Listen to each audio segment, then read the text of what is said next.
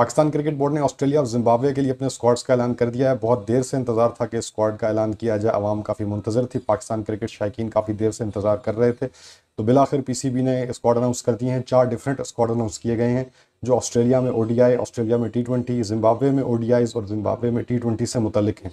काफ़ी बड़े नाम स्क्वाड में शामिल नहीं किए गए। शादाब खान, उसामा मीर, इफ्तिखार अहमद, जमान खान, मोहम्मद हारिस को टीम में शामिल नहीं किया गया। इसके अलावा फ़खर जमान ने खुद ही ब्रेक ले ली है क्रिकेट से। फ़खर जमान ने ऐलान किया था कि मुझे 2 महीने की ब्रेक दी जाए और 2 महीने तक मैं किसी भी क्रिकेट टीम का हिस्सा नहीं बनना चाहता। तो फ़खर जमान को ऑस्ट्रेलिया और जिम्बाब्वे के स्क्वाड से रिलीज़ कर दिया गया है और चांस मुश्किल है कि वो साउथ अफ्रीका के स्क्वाड में भी दोबारा दिखाई दें। तो कुल मिला के 28 प्लेयर्स को सिलेक्ट किया गया है, जो 4 डिफरेंट स्क्वाड्स का हिस्सा होंगे। स्क्वाड्स की डिटेल, उन प्लेयर्स के नाम हमारी स्क्रीन पे आप देख सकते हैं। इसके अलावा हमने स्क्वाड्स की जो डिटेल्स हैं वो अपनी वीडियो की डिस्क्रिप्शन के अंदर भी मेंशन कर दी हैं, तो वहाँ से भी आप स्क्वाड्स की डिटेल पढ़ सकते हैं। स्क्वाड पर नजर डालें तो पता चलता है कि 4 प्लेयर ऐसे हैं जो कि इन चारों खिलाड़ियों के नाम हैं हारिस रऊफ, हसीबुल्लाह खान, सलमान अली आगा और इरफान नियाजी पर्ची। ये इरफान नियाजी जो कि मोहम्मद इरफान खान के नाम से खेलता है, इस बंदे की शमूलियत जो है ना समझ से बाहर है। सेंट्रल कॉन्ट्रैक्ट भी इसने हासिल कर लिया और चारों स्क्वाड्स के अंदर भी ये खेले का भाई तेरे पास क्या सिफारिश है, तेरे पास क्या गिदड़ सिंगी है, बताओ तो सही आखिर आप हो कौन, कहाँ से आए हो, बगैर किसी परफॉर्मेंस के आप इतने हाई लेवल पर कैसे पहुंच गए एकदम से। 4 खिलाड़ी ऐसे हैं जिन्हें सिर्फ ओडीआई के लिए सिलेक्ट किया गया है। आमिर जमाल, अब्दुल्ला शफीक, साइम अयूब और कामरान गुलाम। आमिर जमाल की परफॉर्मेंस को ये कह के उन्हें ऑस्ट्रेलिया में डाल दिया कि ऑस्ट्रेलिया में अच्छी परफॉर्मेंस थी, लेकिन वो टेस्ट क्रिकेट में थी। आमिर जमाल तो वनडे क्रिकेट खेले ही नहीं पाकिस्तान के लिए। अब्दुल्ला शफीक ने वनडे में पाकिस्तान के लिए खेला है, परफॉर्म किया है, लेकिन बहुत ज़्यादा इंप्रेस नहीं किया।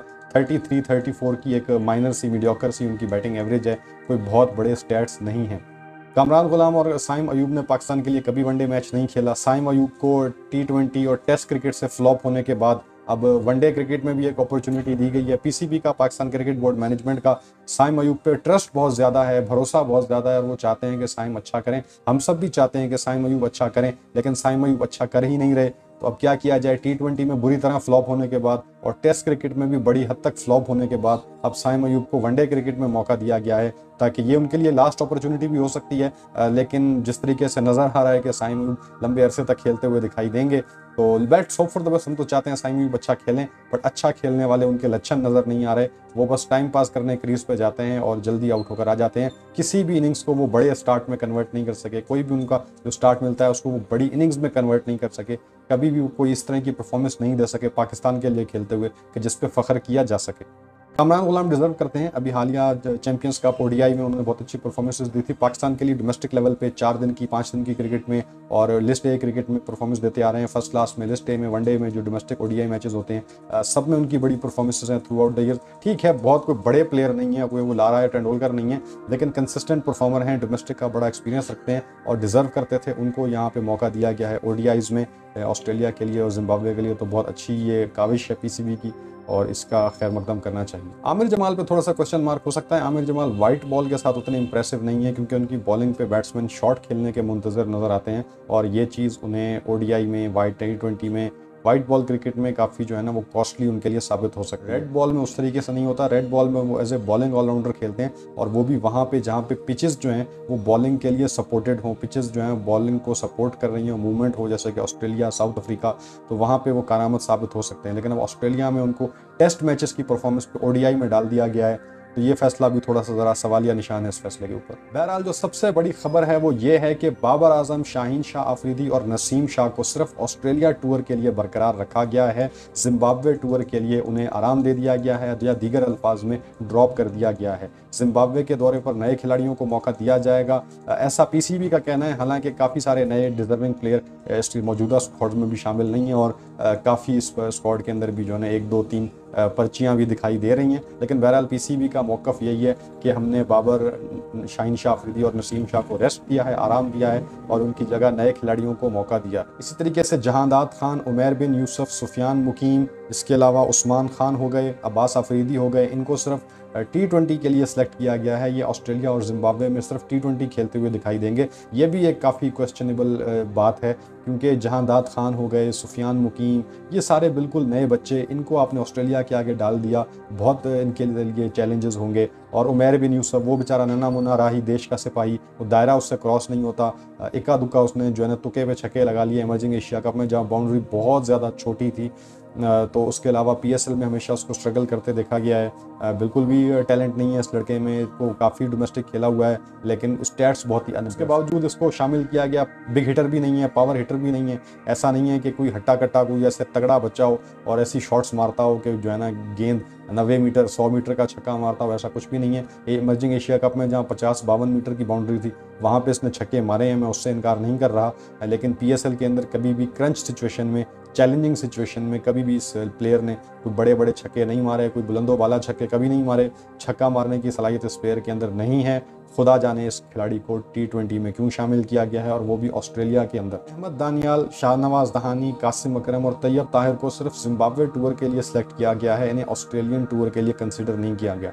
ठीक है, अच्छा फैसला है। अहमद दानियाल हालांकि एक्सपीरियंस है उनको, लेकिन ऑस्ट्रेलिया के लिए भी तैयार नहीं है, पाकिस्तान के लिए नहीं खेले तो उन्हें जिम्बाब्वे के दौरे तक ही महदूद रखा गया। अच्छा फैसला है। शाहनवाज दहानी हालांकि पाकिस्तान के लिए खेल चुके हैं लेकिन उनकी भी अभी मौजूदा फॉर्म उस तरीके की नहीं है, उन्हें भी ऑस्ट्रेलिया के खिलाफ मौका नहीं दिया गया, उन्हें भी सिर्फ जिम्बाब्वे के लिए दौरे पर शामिल किया गया है। इसके अलावा कासिम अकरम हो गए, इनको भी जो है ना सिर्फ जिम्बाब्वे टूर के लिए कंसिडर किया गया है। तो मेरे ख्याल में ये अच्छा फैसला है। कई ऐसे खिलाड़ी जो कि ऑस्ट्रेलिया के दौरे पर शामिल हैं, खासतौर पर जो अनकैप्ड प्लेयर हैं, वो तमाम के तमाम डिजर्व नहीं करते ऑस्ट्रेलिया के खिलाफ। कामरान गुलाम का मामला अलबत्ता अलग है क्योंकि उनकी एज बहुत ज़्यादा है, वो काफ़ी अरसे से डोमेस्टिक में परफॉर्म कर रहे हैं, तो वो एक्सपीरियंस रखते हैं कि उन्हें एक बड़ी स्टेज पर मौका दिया जाता। वैसे तो आइडियल तो ये भी था कि कामरान गुलाम को भी ऑस्ट्रेलिया के खिलाफ डेब्यू ना करवाया जाता बल्कि जिम्बाब्वे के खिलाफ करा लिया जाता, लेकिन चूंकि पाकिस्तान ने पिछले 1 साल से कोई वनडे मैच नहीं खेला इसलिए मजबूरी थी कि कामरान गुलाम को ऑस्ट्रेलिया के खिलाफ ही डेब्यू करवाना पड़ेगा क्योंकि पहले ऑस्ट्रेलिया के वनडे मैचेस आ रहे हैं। लेकिन बाकी जहाँ तक ये नए खिलाड़ियों को, नए बच्चों को शामिल किया गया है वो फैसला समझ से बाहर है। अगले मैं 2 नाम लेने लगा हूँ, अरफात मिन्हास और फैसल अकरम। इन दोनों बच्चों को ऑस्ट्रेलिया के खिलाफ वनडे स्क्वाड में शामिल कर दिया गया है। 50 ओवर के स्क्वाड में ये दोनों खिलाड़ी शामिल कर दिए गए हैं। ये एक बहुत बड़ा सवालिया निशान है क्योंकि आपने एक बिल्कुल ही यंगस्टर बच्चे जो कि अभी हालिया पिछले 2-3 साल में कोई अंडर 19 से आया है, कोई बिल्कुल जूनियर क्रिकेट से आया है, और उनको आपने सीधा ही जो है ना वो फर्स्ट क्लास में और वनडे मैचेस में ऑस्ट्रेलिया के अगेंस्ट डाल दिया, वो भी ऑस्ट्रेलिया में। फैसल अकरम उम्र 21 साल, अरफात मिन्हास उम्र 20-21 साल, तो आपने इनको बगैर किसी एक्सपीरियंस के सीधा ये ऑस्ट्रेलिया के खिलाफ वनडे के स्क्वाड में आपने इनको शामिल कर दिया गया है। ये इन बच्चों के साथ बहुत बड़ी ज़्यादती है। ये बच्चे सेंट्रल कॉन्ट्रैक्ट में भी नहीं है, इसका मतलब पीसीबी इनके लिए लॉन्ग टर्म की प्लानिंग नहीं कर रहा। पीसीबी कह रहा है बस ठीक है, ऑस्ट्रेलिया में हमने वैसे भी टफ सीरीज़ होने वाली है, ज़्यादा चांसेस यही है कि नतीजा हमारे खिलाफ ही निकलेगा, फिर क्यों ना वहाँ पर ये सारे बच्चे डाल दो और जो स्टार प्लेयर्स हैं और जो इस तरह के लोग हैं उनको बरकरार रखो आगे के दौरों के लिए। तो इस तरह की स्ट्रेटजी की गई है, ये बड़ी गलत स्ट्रेटजी है। नौजवान बच्चों को ऑस्ट्रेलिया के खिलाफ, वो भी ऑस्ट्रेलिया में मैदान में उतार देना बहुत बड़ी ज़्यादती है।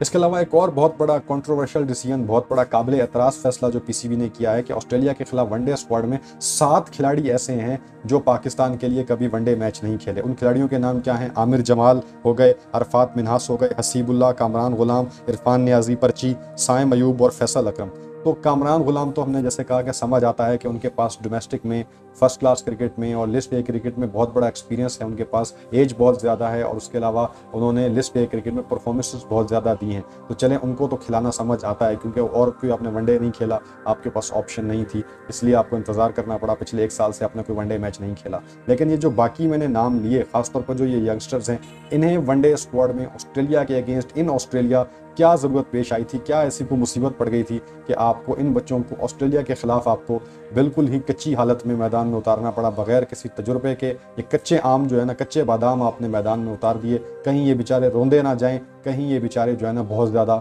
वो मुश्किलात का शिकार ना हो जाएं, कहीं ये चीज़ उनके लिए बहुत ही चैलेंजिंग ना बन जाए। चैलेंजिंग तो होगी लेकिन कहीं ये चीज़ उनके दिलो दिमाग पे कोई गलत तासुर ना छोड़ दे, कोई ऐसा कोई इजाफी दबाव उनके ऊपर ना आ जाए कि जिसकी वजह से वो आगे चल के संभल ना पाए। यंगस्टर्स को हमेशा दुनिया जहान में अपने होम ग्राउंड्स पर डेब्यू करवाया जाता है और निस्बतन आसान जगहों पर डेब्यू करवाया जाता है। इसी तरीके से चैलेंजिंग पोजीशन में यंगस्टर को फेंक देना सिर्फ छोटी टीमें करती हैं क्योंकि उनके पास कोई ऑप्शन नहीं होती, लेकिन बड़ी टीमें हमेशा अपने स्टार प्लेयर्स को, अपने आने वाले यंगस्टर को, अच्छे फ्यूचर स्टार्स को हमेशा होम ग्राउंड पर और निस्बतन कमज़ोर टीमों के अगेंस्ट डेब्यू करवाती हैं। खैर यहाँ पे बातें तो बहुत होंगी, आने वाले दिनों में भी हम स्क्वाड को डिस्कस करते रहेंगे। 4 नवंबर को पाकिस्तान ने पहला वनडे मैच खेलना है ऑस्ट्रेलिया के खिलाफ मेलबर्न में, MCG मेलबर्न क्रिकेट ग्राउंड में ये वनडे मैच होगा।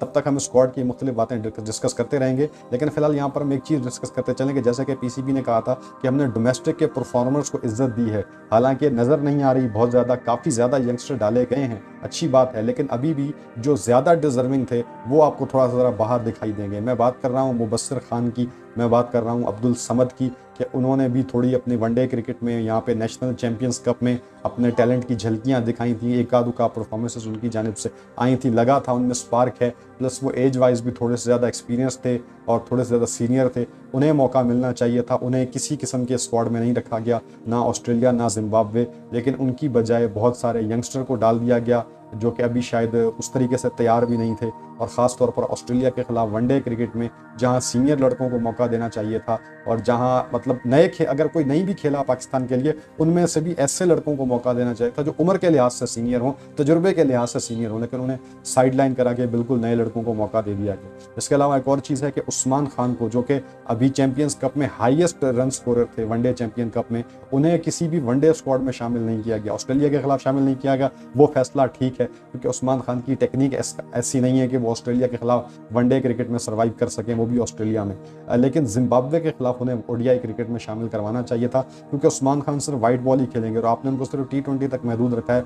जो बंदा दुबई छोड़कर आ गया, जिसने पाकिस्तान की खातिर बहुत कुर्बानियां दी और बहुत डेडिकेटेड भी है, उसे वाइट बॉल का कम से कम एक परमानेंट मेंबर बना लेना चाहिए, और उसके अंदर बड़ी सलाहियतें भी हैं, बड़े शॉट खेलता है। तो पाकिस्तान के लिए ओडीआईज में, वनडे में, मिडल ऑर्डर में एक अच्छी जिम्मेदारी वो अदा कर सकते हैं, अच्छा रोल प्ले कर सकते हैं, उन्हें रखना चाहिए था। इरफान परची जैसे लोगों को रख दिया जो पता नहीं कहाँ से आ जाते हैं, पैराशूट के जरिए टीम में ये लैंड कर जाते हैं, और दोस्तियाँ भी सीधी कप्तानों के साथ होती हैं इनकी। ये बातें हमारी समझ से। इरफान नियाजी परची से मुतल्लिक हमने एक तफसीली वीडियो बनाई है, उस वीडियो का लिंक भी इस डिस्क्रिप्शन के अंदर मौजूद है, आप वो वीडियो भी लाजमी चेक कीजिए और बताइए कि ये कितनी बड़ी पर्ची है। मुख्तसर हम यही बात करना चाहेंगे, चाहे आउट ऑफ फॉर्म हो लेकिन बड़ी और मजबूत ऑपोजिशन के खिलाफ, जैसे कि ऑस्ट्रेलिया के खिलाफ, ऑस्ट्रेलिया के अंदर आपको सीनियर प्लेयर्स का ही सहारा लेना चाहिए था। बेशक आप सिर्फ ऑस्ट्रेलिया वनडे स्क्वाड के लिए उन्हें रिटेन कर लेते, बाकी ऑस्ट्रेलिया में T20 के लिए या जिम्बाब्वे के वनडे और T20 के लिए बेशक उन्हें स्क्वाड से रिलीज कर दिया जाता। लेकिन यंग बच्चों को, 7 अनकैप्ड प्लेयर्स को आपने ऑस्ट्रेलिया के सामने स्क्वाड में रख दिया है, तो अब कितने सारे लोग एक ही मैच के अंदर डेब्यू करेंगे, वो भी ऑस्ट्रेलिया में।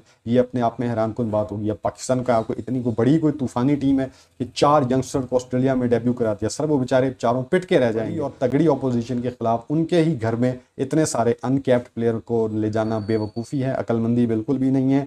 तो अब क्या कह सकते हैं, पीसीबी ने फैसला लिया है, अब क्या करें, अब जो भी है वो यही है। शादाब खान, इफ्तिखार अहमद, इमामुल हक, इन लोगों को अगर आपने स्क्वाड में जगह नहीं दी, ठीक है, वेल एंड गुड। अगर इनकी परफॉर्मेंस से आप सेटिस्फाई नहीं है, कोई भी सेटिस्फाई नहीं है जो इनकी रिसेंट टाइम्स की परफॉर्मेंसेज हैं, लेकिन इन्हें ऑस्ट्रेलिया के खिलाफ वनडे मैच में, वनडे स्क्वाड में जगह मिलनी चाहिए थी। सीनियर प्लेयर होने के नाते इनको स्क्वाड में शामिल करना चाहिए था। वहाँ से इनकी जो भी परफॉर्मेंस होती जैसी तैसी, वो एक अलग बहस है। Australia T20, Zimbabwe one day, Zimbabwe T20 के लिए आप एक नए स्क्वाड, नए लड़कों को आप वहां मौका देना चाहिए था। लेकिन ये जो ऑस्ट्रेलिया के अगेंस्ट आपने 7 अनकैप्ड प्लेयर स्क्वाड में डाल दिए हैं, ये आपने बहुत बड़ा गैम्बल किया है। 99.9% चांसेस यही हैं कि आपका ये गैम्बल फ्लॉप हो जाएगा, और 0.01% चांस ये है कि शायद ये गैम्बल पे ऑफ कर जाए। तो बहरहाल हम तो 0.01% चांस को सपोर्ट करेंगे, लेकिन हकीकत कुछ और है। दोस्तों, पाकिस्तान ऑस्ट्रेलिया के दरमियान जो सीरीज है ओडीआई वनडे मैचेस, वो 4 नवंबर से शुरू होगी। ऑस्ट्रेलिया के शहर मेलबर्न में MCG, मेलबर्न क्रिकेट ग्राउंड में पहला वनडे मैच खेला जाएगा, जो पाकिस्तानी वक्त के मुताबिक सुबह 8:30 बजे मंडे के दिन, पीर के दिन, सोमवार के रोज शुरू होगा। तो पाकिस्तान के और ऑस्ट्रेलिया के दरमियान वनडे मैच का हमें बेसब्री से इंतजार है, और हम तब तक आपके लिए स्क्वाड से मुतल्लिक डिफरेंट किस्म की डिस्कशंस करते रहेंगे, लाइव सेशंस भी करेंगे। तो हमारे चैनल के साथ जुड़े रहिएगा और हमारे चैनल को लाजमी सब्सक्राइब कीजिएगा। Thank you so much. खुदा हाफिज़।